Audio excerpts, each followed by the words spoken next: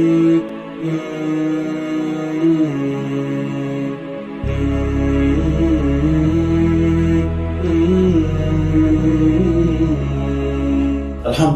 wa salatu wa salam ala rasulillah wa ba'd. Assalamu alaikum wa rahmatullahi wa barakatuh. Soyez les bienvenus sur ce plateau aujourd'hui encore, chers téléspectateurs et auditeurs.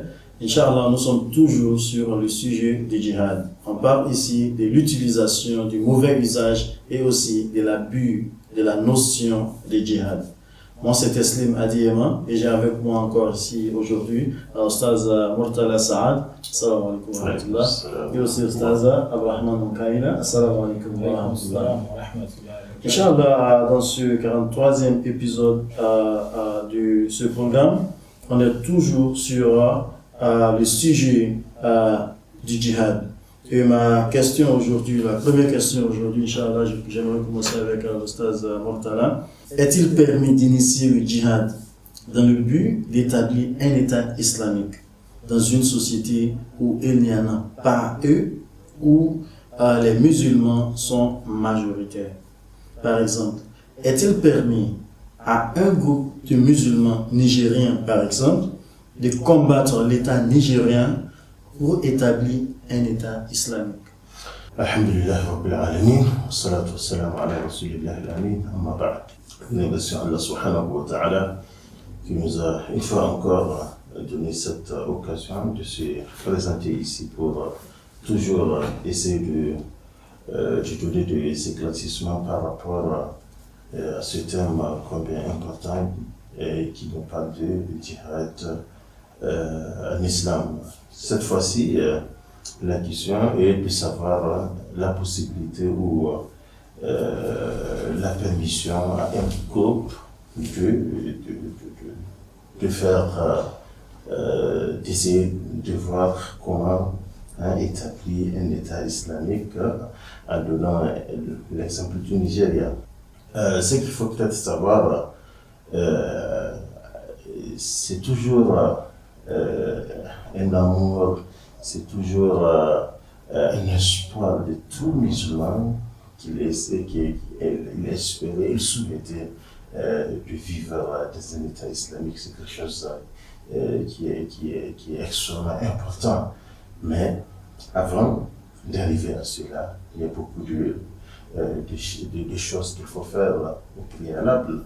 Je me rappelle d'un adage qui est beaucoup répété par des savants, qui disait « Aslih nafsak, thumma ud'u ghayrak » avant de dire à quelqu'un de faire quelque chose de bon, il faut commencer par soi-même.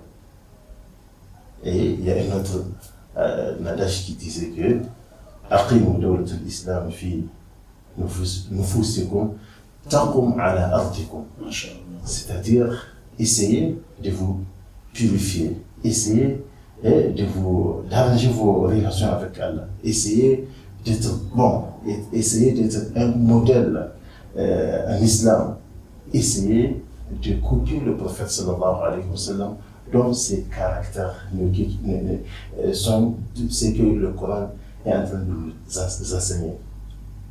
Une fois vous arrivez à faire cela, vous allez voir de vous-même un État islamique s'installe de lui-même de façon progressive. Donc aujourd'hui, c'est qu'on constate au sein de jeunes qui ont commencé à comprendre l'islam, malheureusement ils ont une mauvaise interprétation du Coran, qui comprend qu'il est temps à ce qu'il se permet de prendre des armes pour retourner contre leurs frères musulmans, de combattre parce que il faut par force qu'il y ait un État islamique alors que les conditions d'établir cet État islamique ne sont pas réunies. Donc pour aller rapidement dans ce qu'on appelle la sira du prophète sallallahu alayhi wa sallam, on constate bien que même l'islam s'est installé de façon progressive. Le prophète sallallahu alayhi wa sallam arrivé à Médine, même l'islam, les choses qui sont interdites à l'islam, c'est un compte-gouttes. Des fois même, il faut qu'il y ait l'événement arrive pour que Allah subhanahu wa ta'ala informe le prophète ce qu'il faut faire. Et il faut aussi se référer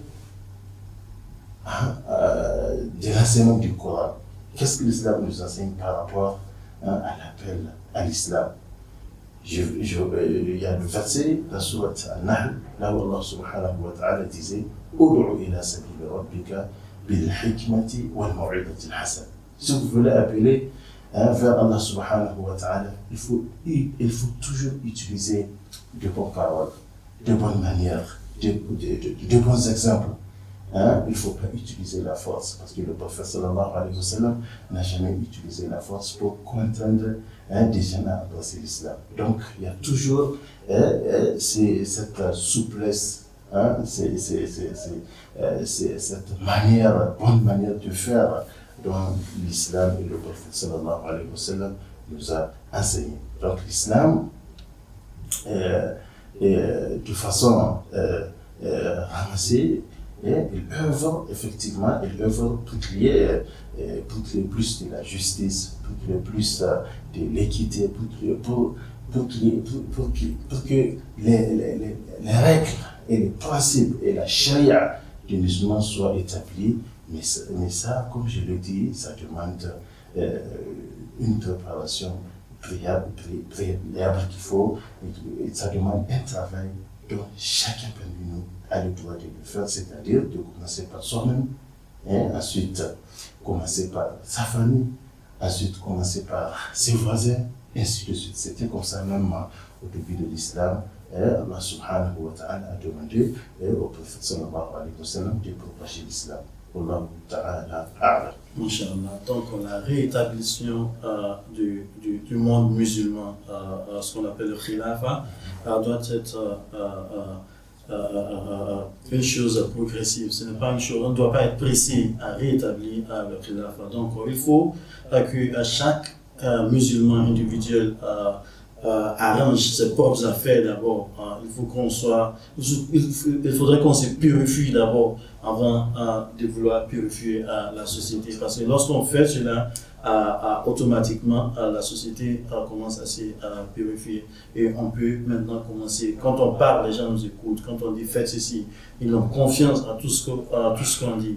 Et pour cela, les efforts qu'on mettra dans l'établissement de ce khilafa deviendra très facile pour établir le khilafa. Merci beaucoup, Oustaz.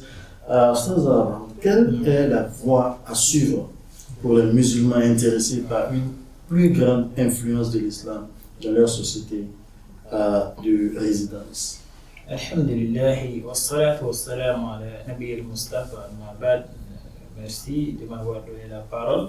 Donc, les musulmans, principalement dans les pays d'accueil, dans les pays où ils partent pour chercher leur subsistance, tant que ces pays-là ils sont favorables pour que ces musulmans pratiquent leur religion, et tant qu'ils peuvent s'intégrer dans la vie active, par exemple la vie économique, la vie éducative, pour essayer de chercher leur subvention ou bien leur autonomie, tant que les conditions sont favorables, il est permis aux musulmans de s'installer dans des pays là où ils peuvent chercher leur bien-être. Maintenant, ce qui est recommandé, c'est quoi? C'est que les musulmans, la façon la plus plausible, la plus pacifique par laquelle ils peuvent s'imposer, si je peux me permettre le mot, ou bien s'installer, c'est d'abord de se reprendre, et c'est d'abord l'habitude éducative. Il faut donner les bons exemples là où vous vivez, ça peut capter les gens, ça peut, et il faut vivre l'islam, pas seulement parler l'islam. Je voudrais parler de l'exemple du prophète Mohammed sallallahu alayhi wa sallam, qui, même avant que la prophétie ne lui venait, c'était quelqu'un de bien, quelqu'un à qui les gens avaient confiance, quelqu'un qui respectait les grands et respectait tout le monde. Et une fois, on dit qu'il y avait une femme, une vieille dame qui transportait, si j'ai bonne mémoire, du bois prophète sallallahu alayhi wa sallam a couru pour prendre le bois, l'a posé sur la tête jusqu'à chez elle. Elle dit merci mon petit, mais j'ai un petit conseil pour toi. Il y a quelqu'un qui est là qui demande aux gens de laisser leur Dieu et d'adorer un seul Dieu. Lui, il ne faut pas le suivre. Et Mohammed sallallahu alayhi wa sallam lui a dit, maman, c'est même moi, c'est cet homme. Et elle était surprise et sur le champ, elle s'est reconvertie à l'islam parce qu'elle a compris que tout ce que les gens racontaient sur lui, c'est quelqu'un de bien. Donc c'est ce qui a fait qu'elle aussi, elle a embrassé l'islam. Donc on dit les musulmans donc, sont autorisés à vivre dans des sociétés non musulmanes où ils peuvent pratiquer et propager l'islam. Vous vivez avec lui, vivez l'islam. Ne soyez pas des tricheurs, donnez le bon comportement, c'est ce qui est recommandé. Ces états sont appelés Dar Sulh, où on peut pratiquer sa religion sans aucun problème et sans contrainte. Maintenant, dans la plupart des pays, ma majorité musulmane du monde d'aujourd'hui, qui sont, je viens de dire, le Dar Sulh ou Dar l'Islam au mieux, donc la plupart des lois les lois politiques sont d'origine humaine, si on peut l'appeler, que ce soit du point de vue éducation, que ce soit au niveau de l'environnement. Donc, il y a dans ce que il est justifié dans aussi le fait où est la charia en vertu des lois liées à Tanzir et l'Aqisas, et la plupart sont basées sur le maslaha. Et donc, on dit que il est permis, il est nécessaire d'éviter les conflits avec ces gens-là, tant qu'ils vous permettent de pratiquer votre religion, tant qu'ils ne sont pas en désaccord avec en tout cas, ils ne constituent pas une menace. Parce qu'on va voir ça, même un pays dans lequel c'est un pays islamique et qu'il peut arriver où vous avez à la tête un tyran qui, à un certain moment, il va même poser des actes qui, bien, il vous persécute. Vous avez le droit de faire l'Égypte. À plus forte raison, un pays dans lequel ce n'est pas l'islam qui gouverne, mais ce que vous devez faire, si il ne vous harcèle pas et qu'il vous permet de faire votre religion, la meilleure façon, c'est de propager l'islam, surtout avec le bon comportement, ou bien prêcher, inviter les gens, et surtout, soigner votre comportement, parce qu'on dit que les compagnons du prophète Mohammed sallallahu alayhi wa sallam, quand ils viennent prêcher, ils disent aux gens, soyez comme nous. Pourquoi? Parce qu'ils savent qu'eux, ils sont des modèles à suivre. Donc, j'invite nos musulmans, quel que soit là où on parle, de vivre l'islam, pas seulement parler l'islam. Vous parlez, mais quand vous vivez avec les gens, vous ne pratiquez pas la religion, ce n'est pas bon. Allah, il dit que vraiment, il est contre ces gens-là qui disent ce qu'ils ne font pas. Donc, il faut faire très attention. Donc, cette amélioration exige aussi une amélioration progressive, comme on a dit. L'islam, ce n'est pas un truc d'un seul jour. Quand vous êtes en sentier, vous avez une maison, ce n'est pas un jour vous allez faire la fondation et vous allez tout faire. L'islam aussi, il est progressif. Vous avez vu quand l'islam est venu à la Mecque, les prophètes sallallahu alayhi wa sallam, au tout début, ils faisaient même ça en cachette. Ils étaient même obligés à un certain moment de quitter la Mecque pour aller à l'Égypte. Pourtant, la religion, c'est la religion de Dieu. Dieu pouvait forcer les gens à embrasser l'islam. Dieu a dit que s'il aurait voulu, tout le monde serait musulman, ou tout le monde aurait la foi, mais Dieu ne l'a pas fait. Donc il ne faut pas s'empresser, il faut vraiment aller graduellement, comme le frère l'a dit. Inch'Allah. Merci beaucoup, Ostaz, pour votre conseil. Ostaz Murtala, certains ont tenté de légitimer les attentats, les opérations kamikazes et ils les considèrent comme des opérations de martyrs au lieu d'une forme de suicide. Quelle est la position de la loi islamique sur la réalité de cette stratégie de guerre moderne, surtout parmi les musulmans? Alhamdulillah, sallallahu alayhi wa Muhammad wa alihi wa sahbihi wa ma'ala. La question des attentats, surtout ce qu'on appelle suicide en islam, c'est un acte, premièrement, il faut le souligner, au temps du prophète sallallahu alayhi wa sallam, le prophète, ni ses khalifas ou ses compagnons, pendant toute les guerres ou bien les combats qui l'ont eu à mener, ça n'a jamais été enregistré un tel acte de attentats. Okay? Et à ce qui concerne le suicide qui est un acte de se donner la mort, c'est tuer volontairement et intentionnellement pour une raison ou une autre. En d'autres termes, il est le meurtrier ou le tueur de lui-même. Donc, commettre suicide, c'est se donner la mort. Se donner la mort, c'est un acte qui est totalement, tous les savants, c'est par le verset coranique. Allah subhanahu wa ta'ala disait وَلَا تَقْتُلُوا أَنفُسَكُمْ إِنَّ اللَّهَ كَانَ بِكُمْ رَحِيمًا. Ne se donnez pas la mort. Hein? Dieu a le miséricorde et le pitié sur vous. Donc pourquoi se donner la mort? Donc, mais le prétexte ici pour ces gens qui commettent ce genre de crimes, il se base sur des actes qui ont été faits par les compagnons du prophète. Et donc ils ont un problème de compréhension, un problème d'interprétation. Hein? Ils ont mal interprété les actes qui ont été faits par les compagnons du prophète. Qu'est-ce que les compagnons du prophète ont fait pendant les guerres? Et ils se mettent dans des positions de haut risque. Parfois, le prophète sallallahu alayhi wa sallam peut envoyer un nombre pour aller inspecter, pour aller espionner le camp adverse. Donc, le fait qu'ils se sont mis dans une telle position de risque-là, c'est ça, c'est que nos jeunes aujourd'hui, ils sont interprétés comme un cas de suicide ou bien d'attentat, hein, pour se revendiquer ce qu'on appelle être martyr. Si on prend cet exemple, ces gens-là, et dans tous les combats menés par les musulmans, effectivement, les gens dont le prophète sallallahu alayhi wa sallam les a demandé de faire ces genres d'actes, ou bien les compagnons du prophète, ils étaient sortis sains et saufs.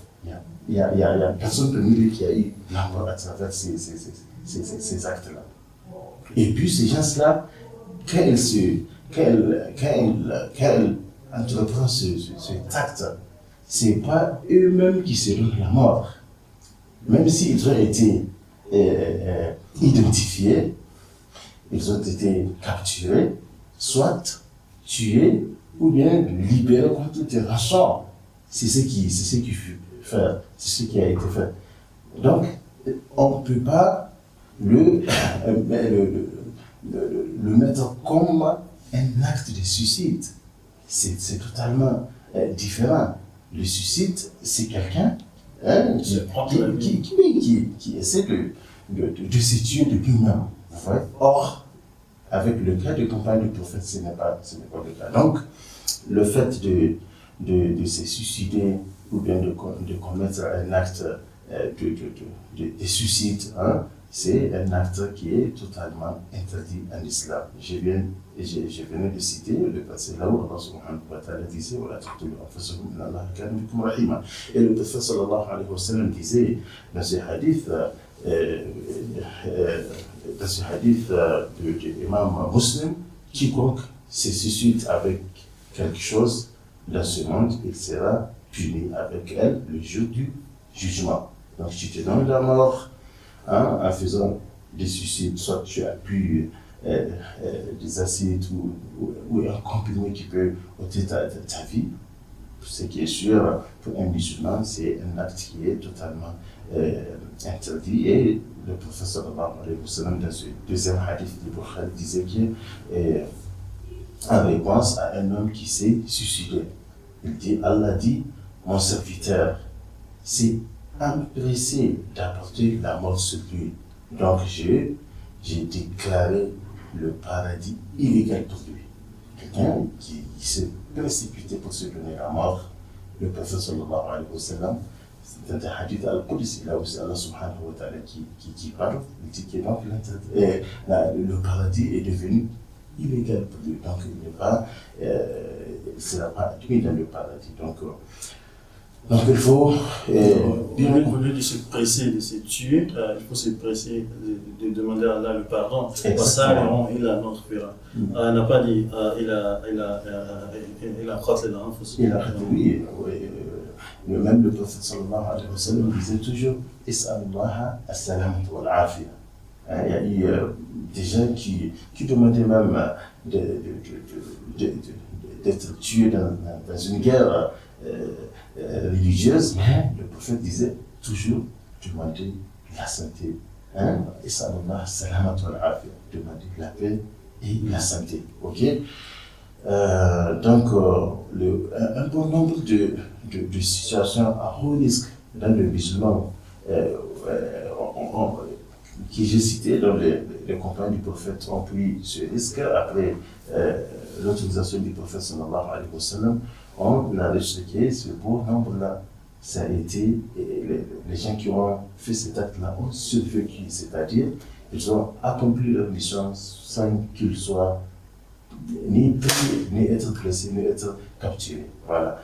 Donc, il faut donc se dire que ce qui, de nos jours, qu'on voit, cet acte qu'on voit auprès de nos jeunes qui se revendiquent d'aller prendre une bombe, se suicider, tuer des gens, c'est un acte qui est totalement condamné à l'islam. On a vu dans ces épisodes, là où on a parlé de ce fameux verset du Coran, là où Allah subhanahu wa ta'ala disait وَمَنْ قَتَلَ مُؤْمِنًا مُتَعَمِّدًا فَجَزَاؤُهُ جَهَنَّمُ. Tout celui qui tue intentionnellement un musulman, sa place au-delà, c'est l'enfer. Donc, et là, c'est un credo chez Ahl-Sunnah, surtout, un musulman, on ne peut pas le qualifier d'un kafir parce que il prend de l'alcool, ou bien parce qu'il a volé, parce qu'il commet ce qu'on appelle des péchés. Tu ne peux pas le qualifier en tant que kafir, ce qui va te donner le droit d'aller le tuer. Donc il faut vraiment comprendre cela et on espère qu'Allah subhanahu wa ta'ala nous guide davantage. Allah ta'ala. Merci beaucoup, Ostaz. Pour ma dernière question aujourd'hui, Ostaz Abdelrahman, pourquoi les kamikazes sont-ils interdits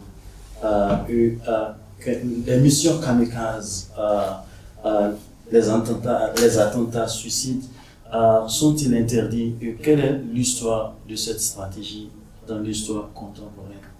Alhamdulillah wa salatu wa salam ala rasulillah al-karim amma ba'd. Donc, d'office, d'entrée de jeu, je voudrais dire que nous a fait comprendre que les opérations de kamikaze, communément appelées aussi les opérations suicides, sont complètement bannies en islam. Parce que la vie, elle est sacrée, la vie appartient à Dieu. Il n'est pas permis à quelqu'un de sauter la vie, de se auto-enlever la vie, donc ce n'est pas permis parce que la vie, elle appartient à Dieu, comme je l'ai dit aussi, elle est sacrée. Au fait, certains justifient ça par exemple, c'est comme si c'est le désespoir, et on dit que même le désespoir ne permet pas à quelqu'un de sauter la vie. Parce que quand vous allez vous ôter la vie, c'est comme vous l'avez précipité, votre rencontre avec Dieu, alors que vous ne savez même pas ce que vous avez préparé pour l'au-delà. Peut-être que si vous étiez resté dans ce bas monde-là, vous aurez pu faire d'autres actes, ou bien d'autres actes qui vont vous donner le pardon, ou bien qui vont vous rapprocher de Dieu et davantage.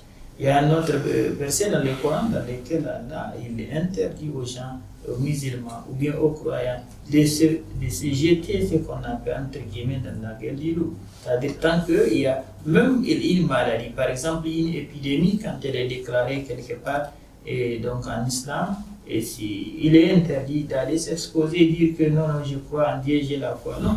Mais par contre, si c'est là où vous êtes, l'épidémie se déclare, là on dit, et en ce temps, vous pouvez dire que là, j'ai confiance en Dieu. Si Dieu fait que ça ne m'atteint pas, ça ne va pas m'atteindre. Mais il ne faut jamais, au grand jamais, se mettre dans une position qui va enlever votre vie.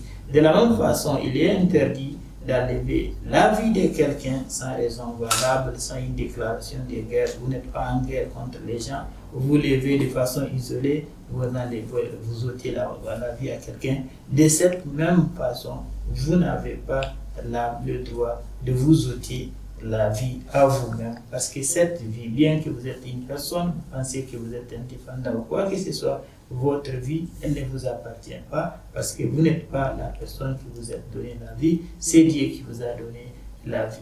Donc, c'est ce que j'ai à dire à ces points. Merci beaucoup, Oustaz.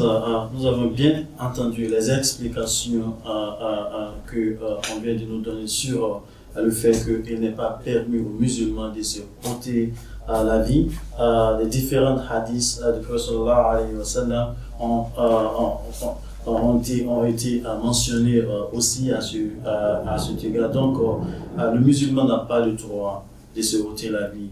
Les missions kamikazes, ce qu'on appelle les missions suicides, ne sont pas acceptables dans l'islam. Toute vie est importante plutôt. Et, parmi les maqasid de sharia, les objectifs majeurs du sharia, on a ce qu'on appelle la protection de la vie et la protection de la vie de l'âme. Donc c'est seul Allah subhanahu wa ta'ala qui a le droit de ôter la vie à l'homme. On n'a pas le droit de le faire, même si c'est notre propre vie. Merci beaucoup, Oustaz, pour cet épisode encore. Inch'Allah, on se retrouve encore dans l'épisode prochain avec vous. Et à nos téléspectateurs, Inch'Allah, j'aimerais dire merci beaucoup d'avoir nous suivre jusqu'ici, et j'aimerais vous persuader de continuer à prendre des notes sur ce sujet, parce qu'il est très très important qu'on comprenne très bien toutes les questions sur le djihad, pour que les gens ne nous donnent pas des mauvaises interprétations des versets coraniques. Il faut qu'on se prépare pour ces genres des interprétations ou même compréhensions. Merci beaucoup. On se retrouve dans l'épisode prochain. Assalamu alaikum wa rahmatullahi wa barakatuh.